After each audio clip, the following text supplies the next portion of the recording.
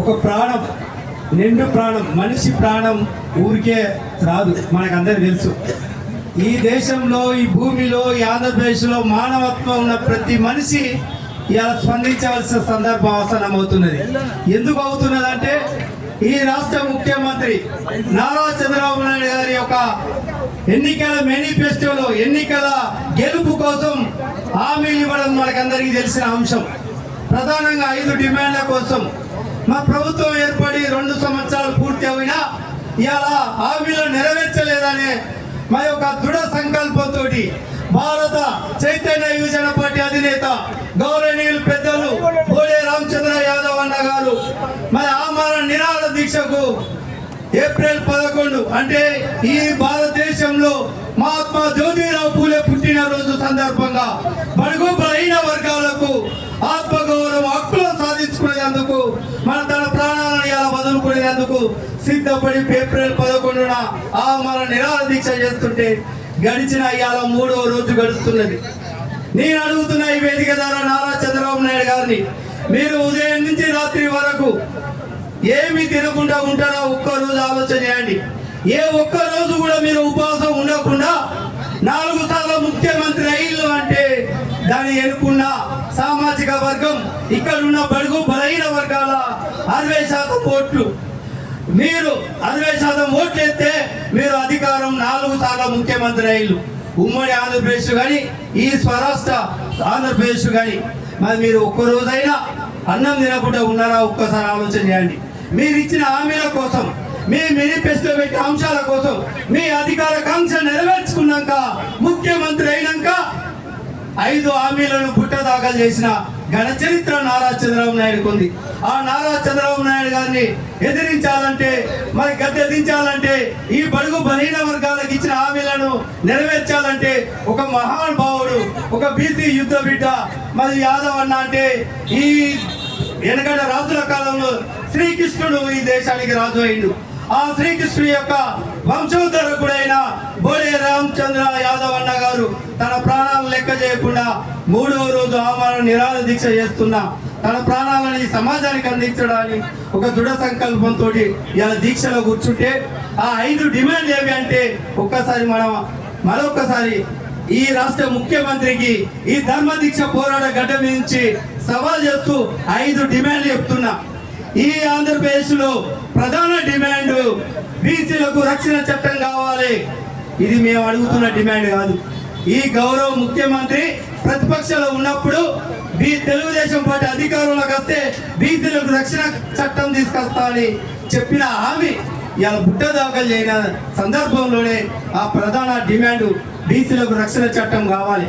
అదే రకంగా ఆంధ్రప్రదేశ్ లో సమగ్ర కుల జనగణన కావాలి.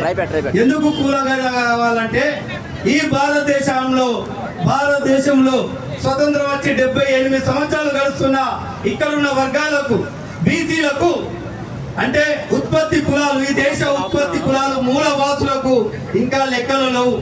కులాల పరంగా జనాభా లెక్కలు లేవు. ఇది నారా చంద్రబాబు నాయుడుకు తెలుసు, పైనున్న మోడీ బీజేపీ ప్రభుత్వానికి కూడా తెలుసు. ఈ పాలకులు 78 సంవత్సరాల నుండి ఈ దేశాన్ని పరిపాలిస్తున్నా, ఈ రాష్ట్రాన్ని ఏలుతున్నా బీసీల లెక్కలు లేకుండా పరిపాలన చేస్తున్నారంటే వాళ్లకు మరి ఏ రకమైన సోయి ఉన్నదో మనం కూడా ఆలోచించుకోవాలి. మనం కూడా ఒకసారి సోయిలోకి రావాలి. ఎందుకంటే లెక్కలు లేకుండా హక్కులు ఎట్లా వస్తాయి, లెక్కలు లేకుండా విద్య, ఉద్యోగ, రాజకీయ హక్కులు ఎట్లా మనం సాధించుకుంటాం, హక్కులు ఎట్లా వాళ్ళు ఇస్తారు? ఒక్కసారి రాష్ట్ర ముఖ్యమంత్రి, దేశ ప్రధాని ఆలోచన చేయాల్సిన అవసరం ఉంది. మన జనాభా లెక్కలు అప్పటి బ్రిటిష్ కాలంలో ఒక దిక్కు దేశ స్వతంత్ర పోరాటం జరుగుతుంటే ఈ దేశాన్ని బ్రిటిష్ వాళ్ళు పరిపాలిస్తుంటే 1931లో భారతదేశంలో ఉన్న అణగారిన వర్గాల బీసీల, ఎస్సీల, ఎస్టీల ఈ దేశానికి సంబంధించిన ప్రతి మనిషి కులాల పరంగా లెక్కలు కట్టిళ్ళు అప్పటి బ్రిటిష్ ప్రభుత్వం. వాళ్ళకున్న సోయి ఈ దేశ ప్రభుత్వానికి లేదు, ఈ రాష్ట్ర ముఖ్యమంత్రికి లేదు.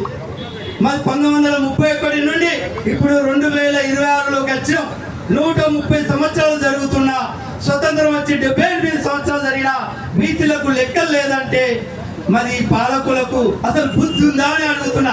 ఒక రజక బిడ్డగా అడుగుతున్నా, ఒక తెలంగాణ ఉద్యమ బిడ్డగా అడుగుతున్నా. రాష్ట్ర ముఖ్యమంత్రికి దేశ ప్రధానికి బుద్ధి ఉందా అని అడుగుతున్నా.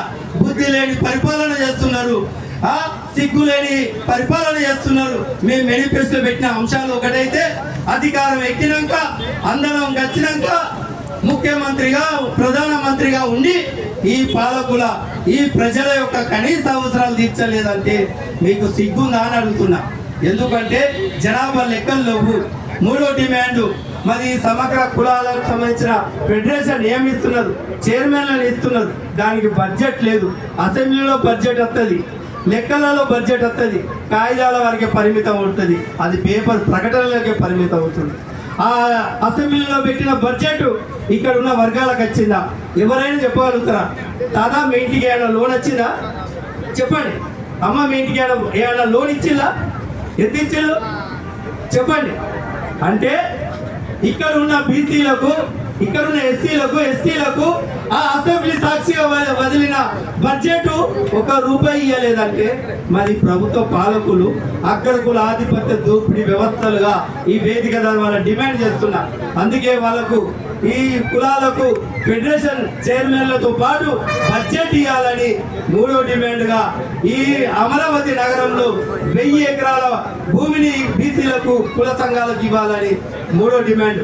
నాలుగో డిమాండ్గా మరి దేశంలో రాష్ట్రంలో మరి ఎన్నో రకాల పరిపాలనలు చేస్తున్న అగ్రకుల ఆధిపత్య దోపిడీ వ్యవస్థకు ఓట్లు వేస్తున్న బీసీలు ఇలా ధర్మయుద్ధం చేయాల్సిన సందర్భం అవుతున్నది. ఈ వేదిక ద్వారా బీసీ సమాజాన్ని కూడా ఒక ఆలోచన చేస్తున్నాం. మనం పరాయి వాళ్ళకు ఓట్లు ఎత్తాం, మన ఓట్లు అగ్రకుల ఆధిపత్య దోపిడీ కులాలకు ఓట్లు ఎత్తాం. ఇంకా మన రోడ్ల మీద మన నిరాహార దీక్షలు, సైకిల్ యాత్రలు, పాదయాత్రలు, రాష్ట్రాల ఏర్పాటు కోసం ప్రాణ త్యాగాలు కూడా చేసినాం. మరి ఇప్పటికైనా మన ఓటు మనం వేసుకొని ఈ రాజ్యంలో ఈ దేశంలో మన మెజార్టీ ప్రజలు బీసీ వర్గాలకు అధికారం అందినప్పుడే ఆత్మగౌరవ యుద్ధం మొదలు పెట్టాల్సిన అవసరం ఉంది.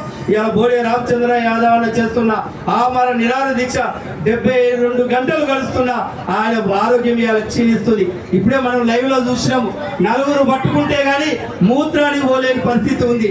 ఆయన శరీరం ఆయన సహకరించలేకుండా తన ఆరోగ్యం తనకు నష్టం చేస్తుందని తెలిసినా కూడా ఇక్కడ ఉన్న వర్గాల కోసం, ఈ బీసీల కోసం ఈ రాష్ట్ర ప్రభుత్వం మెడల్ వంచైనా నా ప్రాణ త్యాగాన్ని చేసైనా ఈ హక్కులు అందించాలని దీక్ష మొక్కబడి ధైర్యంతో ఇలా దీక్ష చేస్తున్నారు.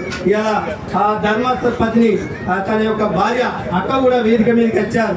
ఆ కుటుంబ సభ్యులు తన కూతురు కూడా వచ్చి తన నాన్న యొక్క ఆరోగ్యాన్ని చూస్తున్నది. ఇలా మనందరం లైవ్ లో చూస్తున్నాం. నారా చంద్రబాబు నాయుడు గారికి 2 కళ్ళు అయితే లేవు. ఈ 3 రోజులకు వచ్చి ఆయన కళ్ళు తెత్తలేరట పాపం. ఎందుకంటే నాకు నారా చంద్రబాబు నాయుడు అంటే చాలా గౌరవం ఉంది.